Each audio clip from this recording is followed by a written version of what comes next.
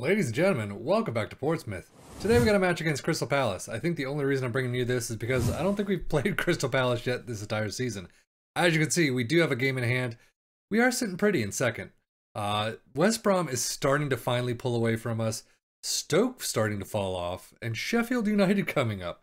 So that whole area is a little screwy. However, if we do win today, we are still fairly comfortable in second for at least a little while. And as you can see in the schedule, we don't have much to play for. This is the final match in March, and yeah, we got 1 month left until the end of the season, and then we can figure out where we're going to be next year. Now, obviously, the last time out, Wolves 2-0 win. Sheffield United kind of sucked. That's probably their start to climb right there. Preston 3-0 win, though. Luton Town, we can't beat Luton Town, and I don't know why. Is it pronounced Luton? Luton? I don't know.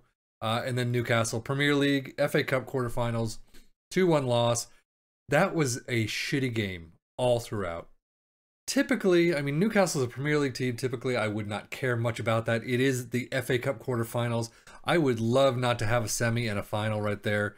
That sounded weird, but still, this is one of those games where you know you screwed up at the very beginning, because right before I even looked at my tactic and my team, I hit submit. I just kept hitting in this upper right corner, and it submitted the team without even me looking at it. And I knew I screwed up right there. I was like, oh shit, is there a save that I can go back to? But no, I'd already played Luton Town and had that wonderful thing. So the exact same team that went in there was from the Luton Town team setup, and I don't know if they were just tired or what, but passes were going everywhere where a blue member was not. And I mean, it was an awful, awful game. You could see, I mean, we did get one back with Jack Watmore in the 90th plus 5th. FM being FM again. And I'm surprised they only were leveled at 2, or they only capped it at 2. Could have had a lot more, but overall it was a freaking horrific game. I'm trying to think of words, and it was so bad. But 2-1 loss, but we do get into this Crystal Palace. Nothing really new to report. Everything is pretty much the exact same way it was last time out. We got no transfers coming in. I've got a couple people I'm looking at for next season. However, that Premier League is really creeping up on us fast. So if we stay in second, I mean, again, we do have a couple of games left, but if we stay in second, we're Premier League bound. And with that, I gotta start finding some people who are actually suitable for the Premier League. So let me know in the comments below. Let me know what you think. Give me some good names. I need some good names to look at before next season. So anyway, into the Crystal Palace game we go. So this is the lineup that we have going in today to Crystal Palace. As you can see, I'm loving it. Everybody is light. We just had an international break, so everyone's in such a fantastic mood, and that's just great going into the last month of the season. So we got McGillivray in goal as usual. Brown offered Watmore, Johnson in the back four. Curtis, Naylor, Dobson, and Harness in the midfield, and Marquis and Harrison up top. I'm still just not using Valcherson is still there, but Stewart, I'm not using Stewart at all. Feel kind of bad to Liverpool, especially because today I actually read a report that he's coming back from a major injury or something along those lines. But I'm sorry, he's in my under 23s pretty much most of the time. I just don't trust him in this lineup. So there we go. So Johnson comes down with it. Dobson, Harness, I don't know what that was. Harrison, oh, not a great shot. Walta, is that how you pronounce it? But I think I mentioned in the last episode or the time before that, that basically if we do make it to the Premier League, which it looks like we may, at least it looks like we're going to get to the playoffs. We'll see what happens in the next couple of games. But I am going to be using this tactic. I've been using it forever, and it's what's been getting us this far, I think. I think some of the players are fantastic, but I think overall it's the tactic that's really gotten there. I probably should make a t-shirt that just says it's the tactic. Because I've said it so many damn times. However, I am going to be rotating the squad. I am going to be getting rid of some of the deadwood, some of the players that just don't play anymore, that are out of contract, pushing them aside. Did I not just do that? Marquis. I thought that was Watmore that did it. But I'm going to be getting rid of some players and coming up hopefully with some good names, or at least some people I actually know, this is really not a different look. Oh, wow. That could have been offside. I don't know if this guy, Burke, kept him on apparently. But so we'll see what the squad is like next time.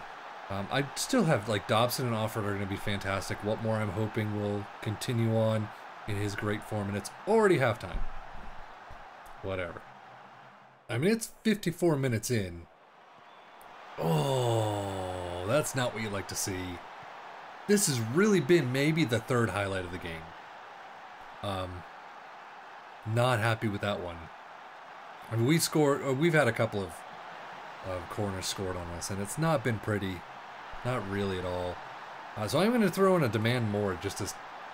I mean, they're happy right now. That's probably going to piss them off a little. But come on. Crystal Palace. I don't know where they sit in the league. I really haven't been paying attention. Johnson at a 6-4. One thing I'm noticing... Oh, I do have some news. I'll have to get to that after this. But one thing I am noticing is that a lot of people want new contracts. They think they played really well. De Silva wants one. I forget who else. I think Haiwula wanted one for a little while. So that's something else I'm going to have to figure out during the off season. Curtis is injured. Curtis is one that I don't know what to do with. But if he's injured, he's coming off. Brown. Back to Curtis. Back to Brown. Naylor. Curtis is coming off. So Dobson out to De Silva, who is going to get into hell. Harrison. That would have been a fantastic late game winner, hopefully. But Brown with the corner. Brown with the corner. Nothing. And then the highlight ends. Oh, Offord, thank you. Someone's got to get to these balls a little quicker. Harrison over to Marquis. Up to Dobson. Some fantastic passing right there. It's not a great shot, though. There are other legs in the way.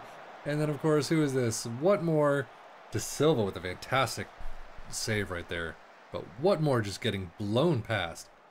Is anyone going to do anything in the last 3 minutes? Naylor. Marquis, Dobson. Fantastic to Valderson. Oh, and out for a corner. Some of these balls up and over have been great throughout the season and throughout this entire save. I'm gonna guess that's a good thing in FM these days. Like one of the things that they've increased. Don't know what that was. Not even remotely. But I mean, we got 30 seconds left, not even. It looks like we're heading for a draw. Please head for a draw. Please head, thank God. Okay, you got 3 seconds. Boot it up. Boot it up and get that win. Nope. As full time, 1-1. Not a very exciting game. There was a lot of just dead space in there. And wow, 147 to their 0.44.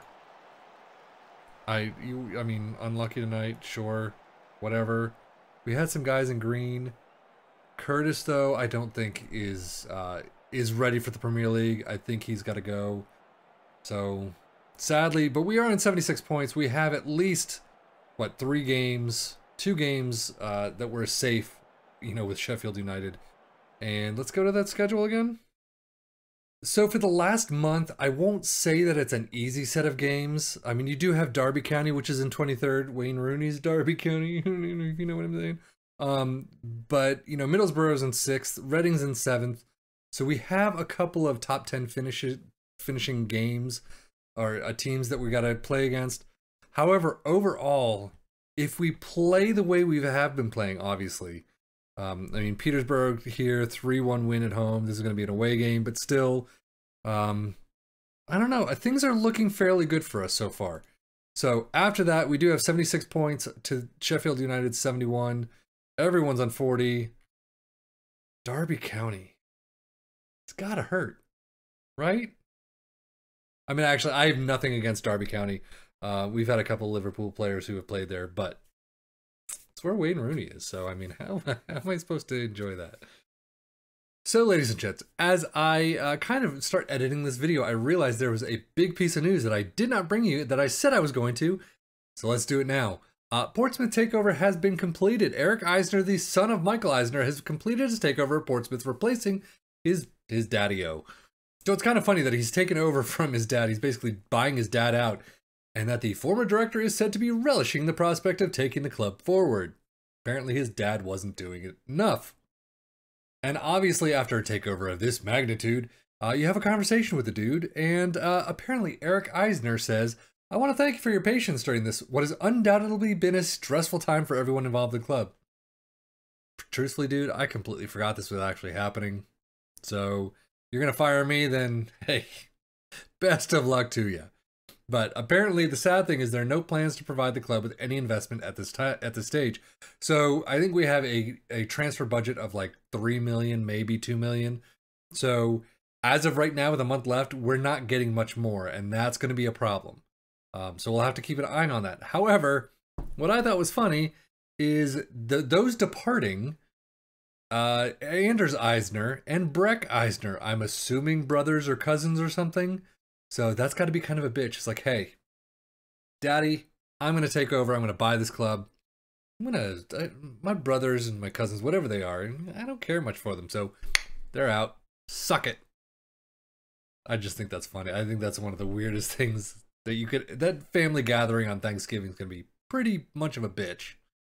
But at the same time, this is our new club vision and expectations. And it's really pretty easy at this point. It's throughout the next couple of years till the 25-26 season, they basically just want us to finish in the top half of the championship. We're in second. We actually, this was, oh, we didn't say if this one, I think a little while later, we basically passed it because we were already automatically going to be in the top half.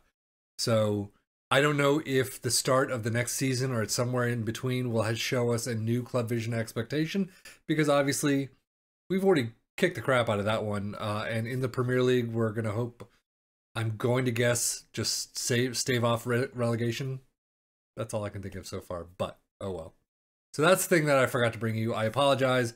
Absolutely big news though at Portsmouth. Next time out is going to be that final match of the season against, who is it? I should know, Reading. And we will see how things go from there. And at that point, hopefully we will know where we're going to be next season and if there's going to be a next season. So obviously, remember, again, if I get to the Premier League, I'm going to have one more season. If I don't, I will play I'll play the playoffs. But if I don't get through the playoffs, then this is where we're going to end it. So, but we will see next time. So as always, I am Sefian FM. Thank you as always for watching. Take care and enjoy.